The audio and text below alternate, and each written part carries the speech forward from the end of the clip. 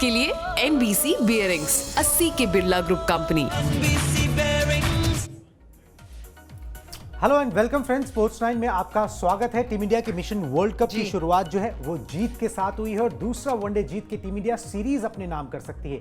मगर फैंस की दिमाग में जो है कुछ सवाल है, बहुत सारे सवाल, थोड़े से डिसअपॉइंटेड भी हैं, सारे सवाल, ठीक है। तो और ये क्या कंसर्न्स है, इनके ऊपर चर्चा करेंगे। लेकिन उससे पहले ब्रेकिंग न्यूज आपको बताएंगे अलका।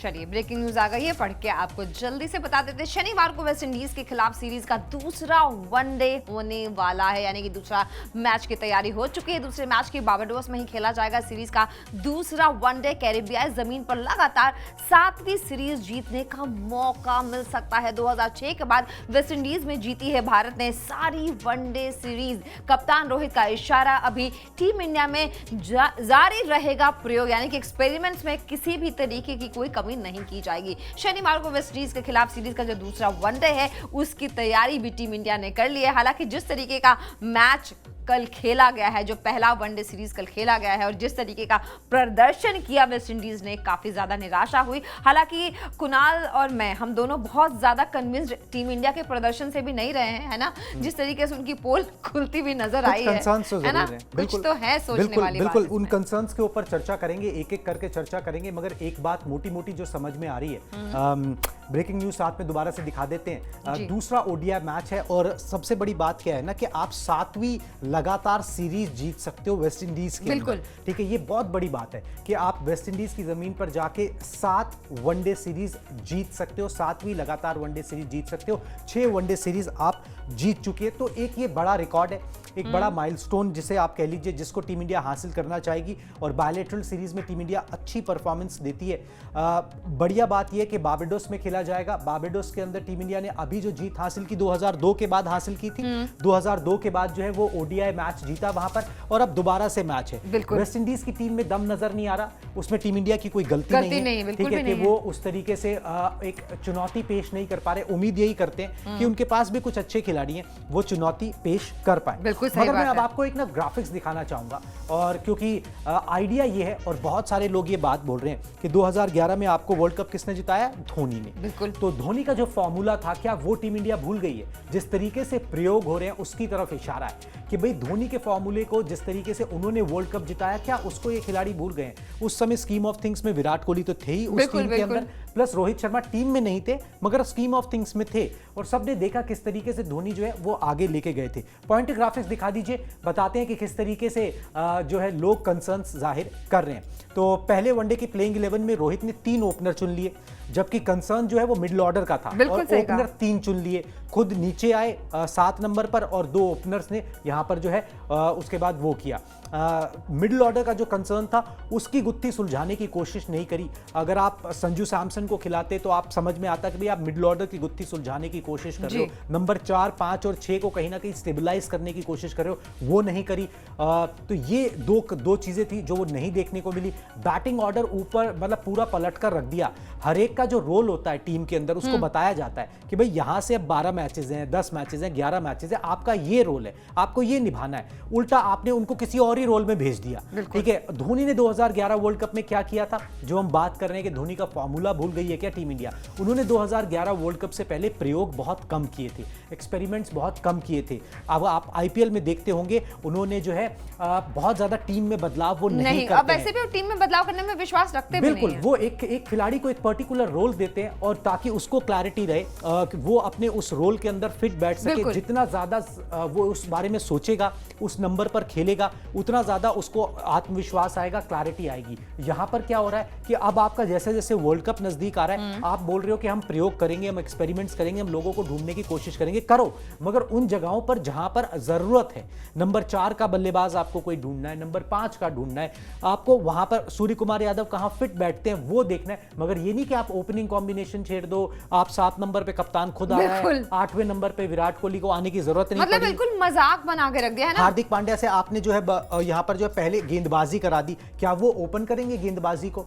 यहाँ पर ये भी मतलब कोई सवाल है। पॉइंट नहीं था इस बात का। बहुत सारी चीजें ऐसी हो रही है, मेरे प्रयोग के नाम पर ना कुछ बहुत ज्यादा हो रहा है जो फैंस को भी पसंद नहीं आ रहा। और उसी चक्कर में हुआ क्या कि 5 विकेट टीम इंडिया के गिर गए, जो मैच आसानी से जीतना चाहिए था। 115 का स्कोर कार्ड एक बार आपको दिखा दे, ताकि जिन लोगों ने मैच पर नजर नहीं भी डाली है उनको समझ में आ जाए कि हम कौन से प्रयोग की बात कर रहे हैं जो टीम इंडिया ने किए। और देख लीजिए आप बैटिंग ऑर्डर किस तरीके का रहा है। मतलब बैटिंग ऑर्डर बिल्कुल इतना निराश करने वाला था। ईशान किशन ने एक 52 रन की पारी खेली है, वही एक पारी है जो थोड़ी सी अच्छी लग रही है। 46 गेंदों का इन्होंने सामना किया, 7 चौके लगाए, 1 छक्का लगाया। शुभमन गिल महज 7 रन बना के आउट हो गए। सूर्य कुमार यादव का बल्ला बिल्कुल भी नहीं चला, सिर्फ 19 रन का योगदान इन्होंने दिया। हार्दिक पांड्या ने 5 रन बनाए और बहुत ही बुरी तरीके से वो रन आउट होकर चले गए। रविंद्र जडेजा ने 16 रन बनाए, नाबाद रहे हालांकि। शार्दुल ठाकुर ने भी 1 रन बनाया।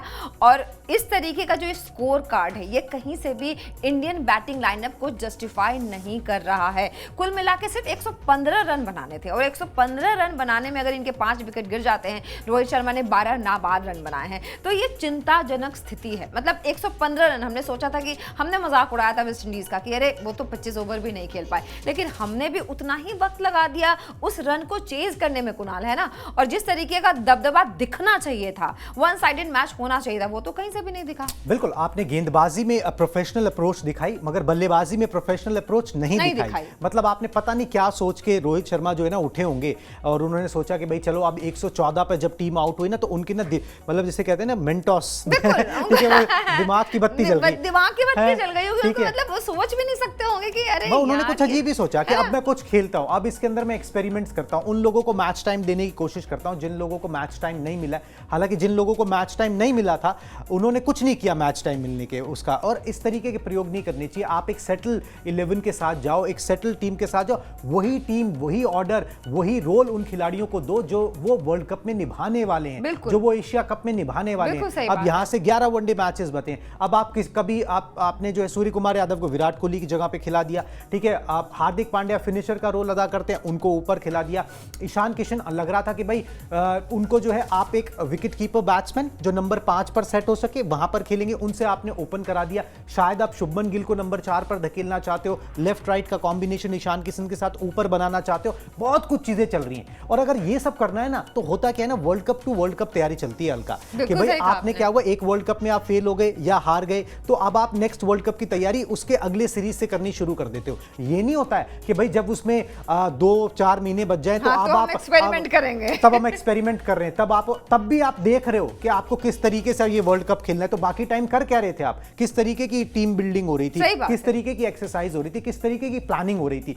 ये सारे सवाल है जो दिमाग में उठते हैं यहां पर इनके प्रदर्शन को देखते हुए। बिल्कुल सही बात है। तो देखिए जीत हासिल हुई, मजा नहीं आया, ये सबका कहना। अच्छा, एक और कंसर्न है, ईशान किशन ने हालांकि प्रदर्शन अच्छा किया, इसमें कोई डाउट नहीं है, ठीक है। टेस्ट मैच में भी वो अच्छा खेले, ठीक है। विकेट कीपिंग वो अच्छी कर ही रहे हैं, कल उन्होंने बैटिंग की अच्छी और जिस तरीके से टीम इंडिया का प्रदर्शन था, मुझे लगता है कि ईशान किशन के 52 रन काफी ज्यादा इंपॉर्टेंट थे। लेकिन at the same time Sanju Samson को जो आप लेकर आए हो, ठीक है, मतलब उनको क्या बिठाने के लिए लेकर आए हो या फिर क्या दिमाग में चल रहा है या क्या कॉम्बिनेशन फॉर्मेशन बैठाने की कोशिश कर रहे हैं रोहित शर्मा? बिल्कुल, संजू सैमसन पे बात करते हैं और संजू सैमसन पे सोशल मीडिया पर भी बहुत बातचीत होती रहती है संजू सैमसन को लेकर। थोड़े से अनलकी भी हैं कि कई बार रॉन्ग वक्त पे उनको इंजरी हो जाती है और कई बार क्या होता है कि कुछ वजहें हैं, मतलब लोग ये भी जानना चाहते हैं कि आखिर वजह क्या है कि भाई संजू सैमसन को इस किस्म का मौके नहीं मिलते। लगातार 3 वनडे मैचेस उनको कभी नहीं मिले, ठीक है। तो पहले संजू सैमसन के स्टैट्स दिखा देते हैं कि ओडीआई फॉर्मेट में अभी तक जब भी उनको मौका मिला उन्होंने किया क्या है। चलिए संजू सैमसन के आंकड़े आ गए हैं। वनडे इन्होंने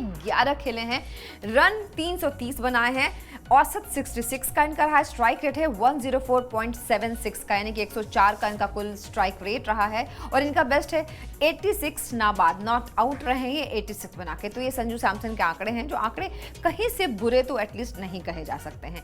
लेकिन कुछ लक फैक्टर है, कुछ इनका रिप्लेसमेंट है या फिर क्या कहा जाए कि इंजरी भी इनको ऐसी टाइम पे हो जाती है। फिलहाल वो इंजर्ड भी नहीं है और बड़ी उम्मीद के साथ इनको लाया गया होगा और बड़ी उम्मीद के साथ ये आए होंगे। लेकिन पहले टेस्ट मैच में तो खैर वो नहीं आए, नहीं खेलते हैं, लेकिन वनडे में पहले ही नहीं खिलाया इनको। देखिए, उम्मीद सबको यही थी कि Sanju Samson like to like replacement है। आप विकेट कीपर बल्लेबाज आपका कौन है जो आप वर्ल्ड कप में ले जा रहे थे? केएल राहुल है। केएल राहुल नंबर 5 पर आपने उनको सेट किया है कि भाई आप वहां पर आ जाओ, शुभमन गिल अच्छा कर रहे हैं ओपनिंग में। अब आपको लाइक टू लाइक रिप्लेसमेंट चाहिए केएल राहुल की, तो वो संजू संजू सैमसन है कि वो मिडिल ऑर्डर में खेल सकते हैं, परफॉर्मेंस की हुई है, एक्सपीरियंस है, संभल कर खेल सकते हैं, एक तरीके से गियर बदल कर खेल भी सकते हैं, लाइक टू लाइक रिप्लेसमेंट है। ईशान किशन ने मिडिल ऑर्डर में कभी भी जो है बल्लेबाजी की नहीं है। तो जब ईशान किशन को मौका मिला तो लगा कि भाई अब उनको जो है उनका ऑर्डर गिराया गया है, वो आउट ऑफ ऑर्डर खेल रहे हैं, आप ये समझिए, मगर उनसे ओपनिंग ही करा ली गई क्योंकि 114 पे टीम हो गई, तो ये हो गया कि भाई अब इनसे तो ओपनिंग कराई जाएगी।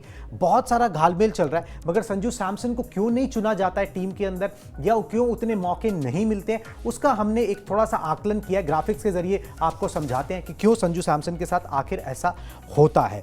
देखिए, मिडिल ऑर्डर में स्पिन के खिलाफ सूर्य कुमार यादव को ज़्यादा मजबूत समझा जाता है, इसलिए उनका कंपटीशन या तो सूर्या से होता है या फिर ईशान से होता है। जब सूर्या से होता है कि भाई सूर्या की जगह उनको खिला दो, तो ये माना जाता है सूर्य कुमार यादव में एक्स फैक्टर है, प्लस वो स्पिन को बेहतर खेल लेते हैं मिडिल ओवर्स में, तो उनको मौका दिया जाए। ईशान किशन को कप्तान रोहित शर्मा की पूरी बैकिंग हासिल है, इसलिए ईशान किशन उनसे आगे हो जाते हैं।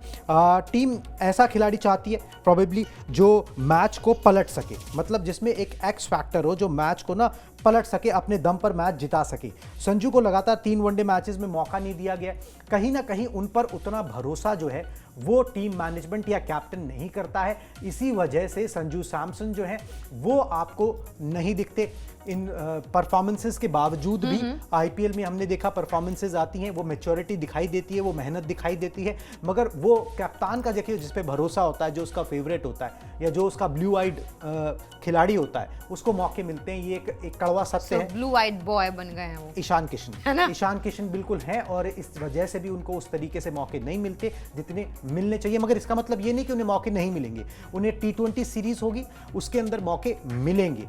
प्लस जब यहाँ पर मतलब आएंगे एशिया कप से, उधर एक ऑस्ट्रेलिया के खिलाफ सीरीज है 3 वनडे मैचेस की, वहाँ पर भी ट्राई किया जा सकता है। कुछ ना कुछ मौके देखिए ज़रूर मिलेंगे, ऐसा नहीं आप कैरी कर रहे हो खिलाड़ी को कहीं पर भी नहीं खिलाओगे, या तो आप T20 में या ODI में रख रहे हो तो कहीं मौके ज़रूर मिलेंगे, मगर प्रेफरेंस जो है वो खुलकर सामने आ गई है कि भाई वो प्रेफरेंस यही है कि भाई हम बात नंबर 5 की समस्या तो KL राहुल के आते ही सॉल्व हो जाएगी, हमें जो है ऊपर लेफ्ट राइट का कॉम्बिनेशन चाहिए। ये एक सेंस निकल कर आ रहा है जो रोहित शर्मा ने पहले ODI में किया उससे। बिल्कुल सही बात है। चलिए, ईशान किशन के बाद एक और हॉट टॉपिक हमारे पास है जी, सूर्य कुमार यादव उर्फ सूर्या। ठीक है, मतलब जिस तरीके का बल्ला वो चलाते हैं, बहुत लोग उनके फैन भी हैं, और जिस तरीके के वो शॉट्स खेलते हैं एक्चुअली वो मजेदार लगता है, लेकिन कल भी नहीं चले वो, और बहुत अच्छा परफॉर्मेंस तो उनका काफी दिनों से नहीं आ रहा है ना, ऑन एंड ऑफ वो हॉट एंड कोल्ड टाइप के परफॉर्मेंसेस देते रहे हैं। क्या लगता है आपको कि कितने तैयार है वो? उनका टेम्परामेंट भी मुझे कुछ तैयारी वाला दिखा नहीं था। देखिए, इसमें 2 चीजें हैं। पहले सूर्य कुमार यादव के स्टैट्स देख लेते हैं कि उन्होंने मैच में क्या किया। पहले तो ये दिखा दीजिए, ये देखिए, ये वनडे में उनका परफॉर्मेंस है, पहले वनडे के आंकड़े दिखा, आप पढ़ लीजिए। ठीक है, चलिए, जारी है फ्लॉप शो, ये तो आपने उनका टैगलाइन ही दे दिया है। वनडे इन्होंने 24 खेले हैं, रन है 452, 452 रन इनके हाथ में है, औसत है 23.78 का, स्ट्राइक रेट इनका 100 रहा है, और इनका बेस्ट है 64। तो ये इनका वनडे का फ्लॉप शो है, जो आंकड़े दर्शा रहे हैं कि कहीं से भी सूर्या नहीं चल पा रहे हैं। अब बारबाडोस वनडे जो उन्होंने खेला है, कल जो उन्होंने खेला है, उसमें जो उनके जो आंकड़े अब तक के जो उन्होंने बारबाडोस में खेला है, उनके आंकड़े ये हैं कि रन 19 बनाए इन्होंने, 25 गेंदें इन्होंने ली, चौके 3 मारे, छक्का 1 लगाया, और इनका जो स्ट्राइक रेट रहा है वो 76 का। और जिस तरीके से ये खेल रहे थे, बिल्कुल भी उनका टेम्परामेंट खेलने वाला दिखाई नहीं दे रहा था, मज़ा नहीं आया देख के। और चलिए, अब T20 के भी आंकड़े आ गए हैं, वो भी देख ले। तो ये आंकड़े कितने कमाल के हैं, आप खुद एक बार नजर डालिए इन पे। T20 इन्होंने खेले हैं 48, रन है इनके 1675, शतक इनके नाम 3 है, स्ट्राइक रेट इनका 175.76 का, उनका बेस्ट है 117 यानी कि शतक बनाया था इन्होंने। तो ये जो आंकड़े हैं ये कितने ज़्यादा अच्छे लग रहे हैं, कितने प्रॉमिसिंग दिखाई दे रहे हैं। अब इन आंकड़ों के बिना पे तो बहुत अच्छी बात है कि इनको चुन लिया गया, लेकिन आंकड़े और सच्चाई में कितना अंतर, क्या लगता है कुणाल कि ये आंकड़े सच्चाई बयां कर रहे हैं या फिर किसी हिस्ट्री को दिखा रहे हैं? देखिए, आंकड़े अपनी जगह बिल्कुल ठीक बोल रहे हैं, और आंकड़े जो बोल रहे हैं, अब इसको पढ़ने का नज़रिया है। इसको पढ़ने का नज़रिया ये होना चाहिए कि जब एक करंट सिचुएशन होती है, T20 के अंदर भी सूर्य कुमार यादव कोई ओपन करने नहीं आते, वो जब आते हैं तो 8, 10, 11 यही ओवर बचे होते हैं, और वो आखिरी में फिर वो अपना जलवा दिखाते हैं। वो उन कंडीशंस में, उन सिचुएशंस में थ्राइव करते हैं जहां पर जो है रन बचाना प्राथमिकता होती है बॉलर की, और ये रन बनाने के लिए जाते हैं। कुछ सोचना नहीं होता, क्लैरिटी के साथ जाते हैं माइंड में ये नहीं होता कि रुक के खेलना है, बाद में मारना है, अभी विकेट गिर गए हैं थोड़ा थमना है, गियर बदल के नहीं खेलना होता, सीधा 5वें गियर में गाड़ी लगाई और भगाते रहो, ये सीधा फंडा होता है। मगर जब वो ओडीआई खेलते हैं तो मुझे ये लगता है कि वहां पर आपको गियर बदल के खेलना है। आप नंबर 4-5 पे आते हो तो आपको पता है कि भाई अब आपकी बारी आई है, 20 ओवर बाकी हैं, 25 ओवर बाकी हैं, तो आपको गियर बदल के खेलना है, आपको अपना विकेट भी बचा के खेलना है, बाद में अपना आपको जो है वो आखिर में वो ताबड़तोड़ शॉट्स खेलने जो वो खेलते हैं, जिसमें वो माहिर हैं, वो नहीं कर पा रहे। नहीं कर पा तो रहे। मैं आईपीएल से ही इसका एग्जांपल देता हूं। राहुल तेवतिया करके एक प्लेयर आईपीएल में हम सब जानते हैं, ठीक है। उनको गुजरात की टीम जो है ना खिलाती ही वो आखिरी 10 गेंदों के लिए, उनसे गेंदबाजी भी नहीं उतनी कराई जाती, वो आखिरी 10 गेंदों के लिए खिलाया जाता है, क्योंकि उन्हें पता है कि वो आखिरी 10 गेंदों में जो करके दे देंगे वो टीम को जितवा के दे देंगे। अगर आप सूर्य कुमार यादव को उसी तरीके से देखो कि भाई ये आखिरी 10 ओवर का खिलाड़ी है, हम इसे 50 ओवर के खेल में अगर हमारे में उतना जिगरा है या हमारे में उतना बैंडविड्थ है कि हम इसको सिर्फ आखिरी 10 ओवर में मैदान पर उतार सकें और फिर वहां पर वो अपना कमाल दिखाएंगे, ये मुझे लगता है। मगर अगर आप उनको एक बल्लेबाज बनाओ, प्योर मतलब वो जो एक ओडीआई फॉर्मेट का विराट कोहली टाइप आइडल बल्लेबाज जो गियर बदल के खेल सके, सिचुएशन भाप के खेल सके और अलग अलग तरीके से चीज़ों को पहले सिंगल्स ले, फिर डबल्स ले और फिर जो है अपने रंग दिखाने शुरू करे, मेरे को नहीं लगता कि सूर्य कुमार यादव उसके लिए ग्रेजुएट हो गए। आंकड़े इस बात की गवाही दे रहे हैं ओडीआई में कि वो नहीं कर पा रहे वो काम, और टी20 में जो सिर्फ मार धाड़ उनको करनी होती है वहां पर वो ये काम कर पाते हैं। चलिए, ये बात आपने बिल्कुल सही कही कि मार धाड़ करने में काफी कमाल करते हैं। चलिए, लेकिन ये मार धाड़ हम देखना चाहते हैं, मतलब कि किस तरीके से वो कमाल करते हैं ना। बहुत आंखें तो कल तरस के रह गई, कुछ भी देखने को नहीं मिला, बिल्कुल भी। देखिए, एक आधा शॉट अच्छा आया था, मगर बात वही है कि आपको देखिए जब डबल माइंड होता है ना, आपको मारना है, आपको रुकना है, आपको मारना है, आपको रुकना है, जब ये ख्याल दिमाग में आता है ना तो खेल खत्म हो जाता है। वहां पे क्या होता है, टी20 के अंदर आपको क्लैरिटी होती है कि भाई वैसे ही टीम इंडिया के ऊपर वाले जो है वो थोड़ा धीरे खेलते हैं, वो हनुमान जी वाला काम नीचे वालों पे ही डाल देते हैं टी20 में, और जब वो डाल ही देते हैं तो उनको क्लैरिटी होती है यार कुछ नहीं है, मेरे को जाना है, मुझे मारना है, ठीक है। उनमें कोई भी मतलब हर गेंद पे मुझे एक शॉट खेलना है जो बाउंड्री दिला सके, ये क्लैरिटी ऑफ थॉट होता है। वहां पे विकेट मतलब मेरी चली जाएगी इसका खौफ नहीं होता, ठीक है। वहां पर वो एक्सेल करते हैं, वही रोल उनको टीम मैनेजमेंट को उनको देना चाहिए। अगर एक्सपेरिमेंट करना है तो इस किस्म का एक्सपेरिमेंट जो है वो आपको शायद रिटर्न दे जाए और आपकी जो गुत्थी है सूर्य कुमार यादव के नाम की वो सुलझ सकती है। ये जो भर भर के एक्सपेरिमेंट हो रहे हैं ऊपर से लेकर नीचे तक, ये मेरे समझ के परे, बिल्कुल समझ के परे है। चलिए, अब एक और सवाल जो है मेरे मन में आया है कि चलिए सूर्य कुमार के यादव के आंकड़े तो हम देख ही चुके हैं, तो अब इनके बारे में ज्यादा बात करने की जरूरत है नहीं। वैसे भी हम इनके बारे में हमेशा बहुत बात करते रहे, हमेशा हम चर्चा में रहते हैं ना, कभी अपने जीरो की वजह से, कभी हीरो की वजह से, है ना। जीरो भी बनाया इन्होंने, मतलब इस वनडे मतलब जो बारबाडोस में वनडे खेला उससे पहले ऑस्ट्रेलिया के खिलाफ 3 वनडे मैचेस खेले थे। गोल्डन डक उसे कहते हैं। पहली बॉल पे आए, डक पे बिना खाता खोले वापस, बिना खाता खोले वापस, बिना खाता खोले वापस। इसलिए इनमें दोनों ही खूबियां है ना, जीरो भी बनते हैं, कभी हीरो भी बन जाते हैं, फॉर्मेट बदलते हैं, मगर है व्हाइट बॉल का ही क्रिकेट। बिल्कुल, ये थोड़ा सा अजीब है। देखिए, रेड बॉल और व्हाइट बॉल के अंदर हमने बहुत क्रिकेटर्स देखे, उनकी बॉडी लैंग्वेज ना मुझे थोड़ी सी कंफ्यूजिंग लगती है, I don't know why, but जब वो खेलते हैं ना वो स्टेबल नहीं लगते, मुझे ऐसा लगता है उनके दिमाग में ना 100 चीजें एक साथ रन कर रही होती हैं। देखिए, आप मेरे को जो आपने बात बोली है ना उसको गहराई में जाने की जरूरत है। वो उसी जोन में रहते हैं, है ना, ठीक है, जहां पे आपको पता है कि आपको जो है ना बस कमाल धमाल करना है कोई ना कोई। जब आप उस जोन से उसको निकाल के उसको एक प्रॉपर बैट्समैन की तरह प्लेस कर देते हो ना, सूट बूट वाला आदमी बनाने लगते हो ना एकदम से, ठीक है, वो इंग्लिश क्रिकेटर, ठीक है, उस तरीके का, तो फिर वो मामला नहीं जचता, फिर वहां पे कंफ्यूजन हो जाती है बहुत। और मुझे लगता है वही दिमाग में कल उनके भी चल रहा था ना। एग्जैक्टली, हो सकता है उनको लगा कि इतनी जिम्मेदारी मुझे टीम इंडिया भी, अगर टीम इंडिया का टीम मैनेजमेंट भी ये बात समझ जाए तो शायद ये प्रयोग भी करके देख ले। सूर्य कुमार यादव में वो मादा है कि 114 रन जो कल बनाए थे वेस्ट इंडीज ने, हमें 115 बनाने थे, वो बहुत आराम से वो अकेले बना सकते थे। एग्जैक्टली, मगर उसको उन तरीके से यूज करना है। नंबर 4 पे नहीं, आप नंबर 6 पे खिलाइए उनको, और तब भेजिए जब आखिरी के 10, 15, 12 ओवर बचे, जिसके वो माहिर हैं, उसी काम के लिए आप उन्हें टीम में रख सकते हो। और ऐसे भी हमारे पास इतने अच्छे प्लेयर्स हैं, जब शुरू से तो गिरना शुरू हो जाते हैं, इसलिए उनका नंबर जरूर आएगा खेल, बिल्कुल आएगा। चलिए, अब हमने हीरो की बात की तो हीरो से एक बात याद आती है मुझे, कल के मैच में अगर कोई एक चीज है ना जो बहुत हीरो कहलाने वाली थी, वो एक प्लेयर है जिसने कमाल कर दिया, कुलदीप यादव। बिल्कुल, कुलदीप यादव के स्टार्ट्स दिखाते हैं, उनके स्टार्ट्स पहले देख लेते हैं, स्टार्ट्स दिखाते हैं लोगों को क्या कमाल उन्होंने किया है। चलिए जो उनका प्रदर्शन रहा है, ओवर इन्होंने 3 फेंके, 2 मेडन, रन इन्होंने 6 दिए हैं। इस बात को बहुत गौर फरमाने वाली बात है कि सिर्फ 6 रन देके इन्होंने 4 विकेट झटक लिए और इकॉनमी रही है 2 की। मतलब इतनी शानदार गेंदबाजी, शायद मुझे नहीं लगता कि कुलदीप जब मैदान में उतरे होंगे गेंदबाजी करने के लिए तो उनको भी ये यकीन नहीं होगा कि आज वो कुछ ऐसा कमाल कर जाएंगे। लेकिन कमाल तो हुआ है, कमाल उन्होंने ही किया है और वाहवाही भी चारों तरफ उनको मिल रही है, कप्तान की भी मिल रही है और टीम को जीतने में अगर ये बहुत बड़ा हाथ है इनका तो बिल्कुल ये कहना गलत नहीं होगा। कुणाल, लेकिन क्या आपको लगता है कि इस तरीके की परफॉर्मेंस से क्या उन्होंने अपने आप को सीमेंट की तरह सीमेंटेड कर दिया है, प्लेस कर दिया है आगे के लिए? ऑलमोस्ट आप कुलदीप यादव के बारे में ये कह सकते हैं। वैसे तो अनफॉर्चुनेट वो भी कई बार रहे हैं, ठीक है, मगर अब आप ये कह सकते हैं जो पिछले साल सवा साल में जो परफॉर्मेंसेज आई, जहां पर भी मौका मिला, जिस भी फॉर्मेट में मौका मिला, कुलदीप यादव ने परफॉर्मेंस करके दिए।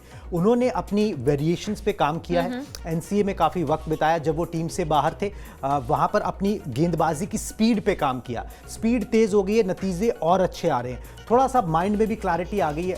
ज्यादा रिजल्ट्स पे जाने की बजाय ना ज्यादातर वो अपनी प्रोसेस पे ध्यान दे रहे हैं। ये चीज उन्होंने धोनी से सीखी, वो खुद भी बोलते हैं कि भाई मैं प्रोसेस पे ज्यादा ध्यान दे रहा हूं और रिजल्ट से फ्रस्ट्रेशन होती है, ठीक है। जब उन्होंने मैच के बाद भी बोला कि देखिए विकेट कई बार आप अच्छी गेंदबाजी करके भी नहीं मिलते, हाँ, नहीं मिलते, ठीक है, वो कभी आएंगे कभी नहीं आएंगे, क्योंकि कोई भी जब गेंदबाजी करता है तो वो विकेट लेने के लिए ही करता है, उसका एक ही मकसद होता है कि मुझे आउट करना है। बिल्कुल, मगर वो विकेट्स कई बार आते हैं कई बार नहीं आते, उसके लिए फ्रस्ट्रेट नहीं होना है। अपने को ये देखना है कि भाई लेंथ क्या है, जो सही लेंथ उस पिच के ऊपर क्या होनी चाहिए, जिस पे अब कुलदीप यादव का ध्यान है। ये खुद उन्होंने बात बोली कि अब मैं उस तरीके से सोचता हूँ, थोड़ी स्पीड बढ़ गई है, उससे मेरी वेरिएशन जो है थोड़ी सी और खतरनाक नजर आती है, बल्लेबाजों को और मुश्किल होती है पढ़ने में और मुझको पढ़ने में कि भाई बॉल किस तरफ घूमेगी, और सारी कलाएं उनको आती हैं, मतलब दोनों तरफ स्पिन वो करवा सकते हैं, गुगली वुगली सब वो फेंक सकते हैं, तो इसलिए वो इतने कारगर साबित होते हैं। और आपने जो सवाल पूछा कि भाई वर्ल्ड कप के मद्देनजर या एशिया कप के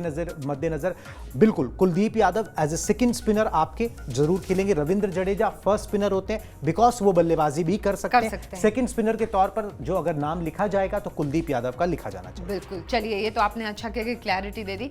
अच्छा, एक और बात है, अब कुलदीप यादव की बात कर ही रहे हैं, तो एक स्टोरी मैंने उनके बारे में सुनी है, सुसाइड स्टोरी, ठीक है। अब इस सुसाइड स्टोरी का ट्विस्ट जो है वो आप क्लियर कीजिए, बताइए। चलिए ये ग्राफिक्स के जरिए समझाते हैं, कुछ स्टैट्स भी उनके दिखा देते हैं और उसके बाद जो है समझाते हैं कि उनका जो है कि स्टोरी क्या है। देखिए उनकी स्टोरी जो है ये थोड़ी सी इस तरीके से शुरू होती है कि भाई यहाँ पर जो है कुलदीप यादव की स्टोरी ये है कि भाई 3 ओवर में 6 रन देकर 4 विकेट उन्होंने हासिल किए।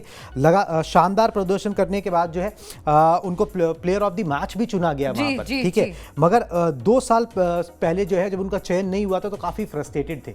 और जिस स्टोरी की आप बात कर रहे हो वो स्टोरी एक्चुअली उनके वेरी यंग डेज की है। अच्छा। यूपी से खेलते हैं और जब अंडर 15 टीम के अंदर उनका सिलेक्शन नहीं हुआ था, यूपी की अंडर 15 टीम के लिए 13 साल के थे जब वो, उन्होंने खुद ही बताया, तब उनको दिमाग में आया था कि भाई मैं इतनी मेहनत कर रहा हूँ, कुछ नहीं हो पाएगा मेरा, और ये वो, और मैं सुसाइड कर लेता हूँ, और ये वो, इस तरीके की चीज़ें आई। मगर यहाँ से प्रेरणा मिलती है कि जिस खिलाड़ी ने जो है इतना अच्छा परफॉर्मेंस किया, अब वो जो है यहाँ पर जो है मतलब एक बार ये सोच लेता है कि मैं सुसाइड कर लूंगा, मगर उसके बाद जो है उसको ये भी ध्यान में आता है कि भाई मुझको और खेलना है, मुझे और मेहनत करनी है। वो मेहनत करता है, परफॉर्म करता है, और फिर वो देखो इतने ऐसे स्तर पे पहुंचता है जहां पर उसका इतना नाम हो रहा है, ख्याति हो रही है, तो कभी भी डिसअपॉइंट होने की ज़रूरत नहीं है। सूर्य कुमार यादव की उस स्टोरी से, जो आपने सुसाइड वाली स्टोरी बताई, उन्होंने खुद बताया था कि मैं खुदकुशी करना चाहता था उस वक्त, मगर उसके बाद जो मेहनत करी, वो मेहनत कैसे रंग लाई है, युवाओं को उससे प्रेरणा यहाँ पर लेनी चाहिए। मतलब और वो बात भी से निराश नहीं होना चाहिए, बिल्कुल नहीं होना चाहिए। और कई लोग होते हैं जो अंडर 19 वर्ल्ड कप नहीं खेलते हैं, आपका नेचुरल प्रोग्रेशन होता है। युवा सोचते हैं भाई पहले मैं अंडर 19 वर्ल्ड कप खेल जाऊं, अंडर 15 खेलूं, 17 खेलूं,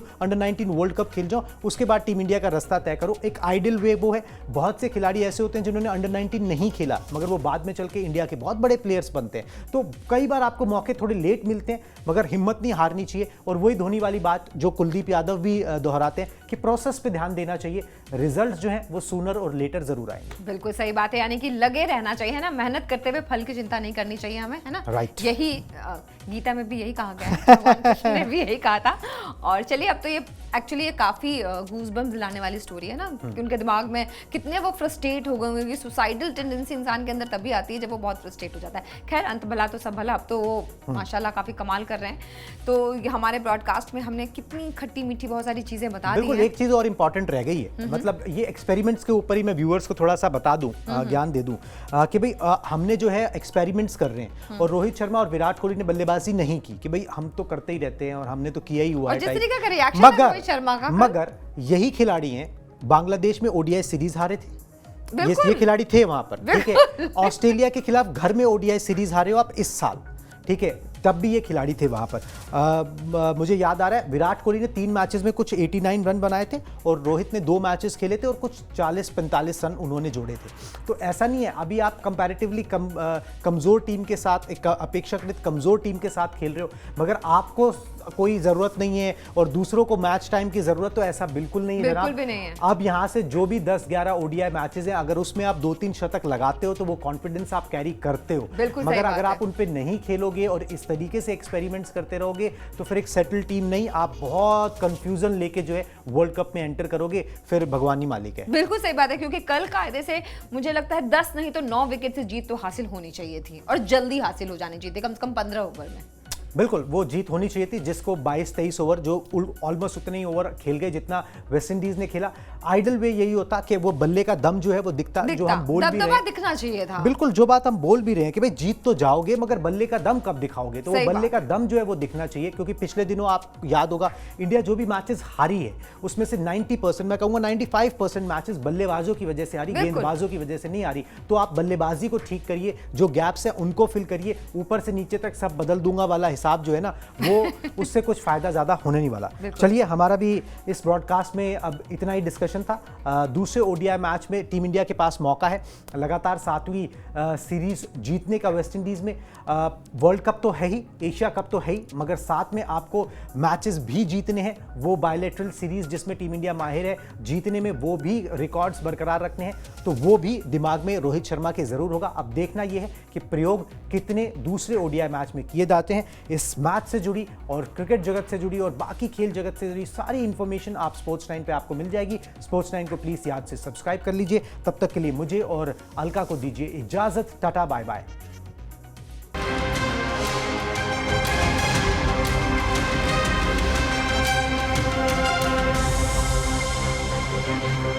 लंबी रेस के लिए NBC बियरिंग्स, 80 के बिरला ग्रुप कंपनी।